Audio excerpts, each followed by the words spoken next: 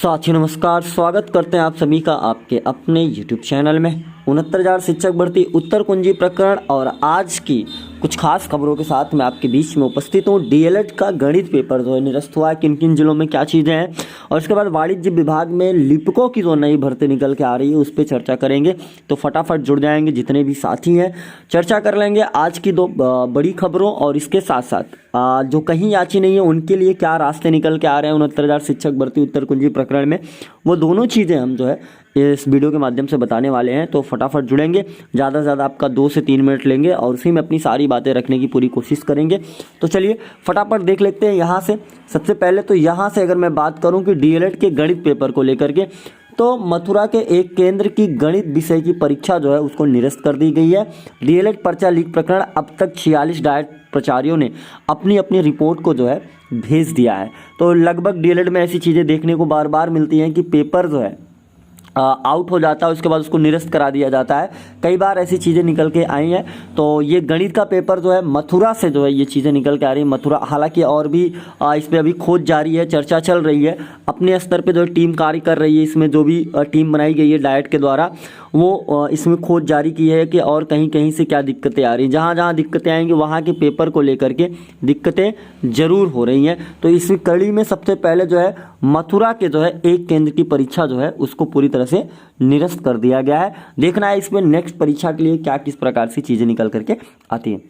दूसरी बड़ी सूचना की अगर मैं बात करूं तो वाणिज्य कर विभाग में लिपिकों की भर्ती जल्द मुख्यालय स्तर पर तैयार हो रहे हैं भर्ती का प्रस्ताव। और हम बात करते हैं इसमें, और वस्तु एवं सेवा कर लागू होने के बाद काम बढ़ते बोझ को देखते हुए सरकार ने वाणिज्य कर विभाग में लिपिकों के रिक्त पदों पर भर्ती की तैयारी शुरू कर दी है। विभागीय मुख्यालय के स्तर पर मौजूदा रिक्त पदों के अलावा आगामी जून तक रिक्त होने वाले लिपिकीय संवर्ग के सभी पदों का ब्यौरा तैयार किया जा रहा है। इस संबंध में वाणिज्य कर मुख्यालय ने सभी जोनों के एडिशनल कमिश्नरों से जून 2022 तक रिक्त होने वाले लिपिक संवर्गों के अलावा चालकों के पदों का ब्यौरा मांगा है। प्रदेश जीएसटी लागू होने के बाद विभागीय कामकाज दायरा काफी बढ़ गया है। इससे लिपिकीय संवर्ग समेत अन्य अराजपत्रिता श्रेणी के कर्मचारियों की संख्या कम हो गई है। पहले से भी विभागीय लिपिकीय संवर्ग 367 से अधिक पद रिक्त हैं। इससे विभागीय कामकाज प्रभावित हो रहा है। पिछले दिनों इस मुद्दे पर मुख्यमंत्री की मौजूदगी में हुई बैठक में भर्ती प्रस्ताव तैयार करने की सहमति बनी थी। इस आधार पर वाणिज्य कर विभाग मौजूदा व आगामी दोनों चयन वर्षों में रिक्त होने वाले पदों का ब्यौरा तैयार कर रहा है। डिप्टी कमिश्नर ने सभी जोन एडिशनल कमिश्नरों को 1 सप्ताह में रिक्त पदों का सूचना मुख्यालय को उपलब्ध कराने का निर्देश दिया है। और कौन सी पदों पर भर्ती होगी वो बता दें। जिन पदों पर भर्ती के लिए प्रस्ताव की तैयारी की जा रही है उनमें लिपिकीय संवर्ग, व्यक्तिक सहायक ग्रेड 1 व 2, आशुलिपिक, कंप्यूटर ऑपरेटर ग्रेड एच व बी। इसके अलावा वाहन चालकों के विशेष ग्रेड व 1, 2, 3, 4 व ग्रेड के पद शामिल है। सूत्रों का कहना है कि जोनवार रिक्त होने वाले पदों की सूचना मिलने के बाद जल्द ही सीधी भर्ती वाले पदों पर भर्ती का प्रस्ताव तैयार अधिचयन के लिए शासन को भेज दिया जाएगा। तो ये एक भर्ती। और इसके बाद अब हम अंत में बात करते हैं जो कहीं भी याची नहीं थे 69,000 शिक्षक भर्ती में आदेश आने के बाद उनके लिए क्या रास्ते हैं, क्या चीज़ें निकल के आती है। तो देखिए हम बता दें, ऐसे साथियों को आर्डर में किसी प्रकार का कोई रिलैक्सेशन जो है वो नहीं प्राप्त हुआ। जो रिलैक्स दिया गया है वो जो आदेश आया इलाहाबाद का उसमें नहीं है। उसमें साफ शब्दों में एक चीज़ स्पष्ट कर दिया जज साहब ने कि जो जिस दिन ऑर्डर डिस्पोज हुआ था उसके पहले जो याची बने थे उन्हीं को लाभ के लिए कंसिडर किया जा रहा है। बाद के लिए उन्होंने किसी प्रकार की कोई राहत नहीं दी है। लेकिन जिनको याची बनना है वो जिस टीमों से बने वो एक बार इस चीज़ का ज़रूर बाकायदा जो है पता करवा लें कि इसमें क्या चीज़ें निकल के आएंगे। आप किसी अधिवक्ता के साथ बैठें और संपर्क करें उन चीज़ों को, ऑर्डर को बेहतर तरीके से उसका अध्ययन करें एक एक पॉइंटों को, ठीक है। और उसके बाद आपको उसमें समझ आएगा क्या याची बनने से अभी लाभ दिया जा सकता है कि नहीं दिया सकता। हालांकि इस पे एक याचिका भी हमने आपको बताया था ना मीनाक्षी जी का, जिसपे हमने वीडियो भी डाली थी बार बार।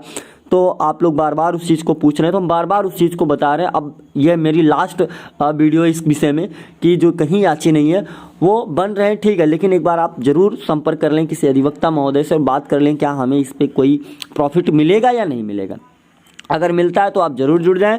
बाकी ये देखना होगा किस पे क्या होगा। और मेरी तरफ से मुझे नहीं लगता किसी प्रकार के कोई बहुत ज़्यादा चांसेस बन रहे हैं, क्योंकि एक बार जब ऑर्डर आ जाता उसके बाद बहुत कम ही रेयर चीज़ें बनती, क्योंकि सरकार के पास सीटें भी होनी चाहिए, सरकार उसी अकॉर्डिंग कार्य करेगी।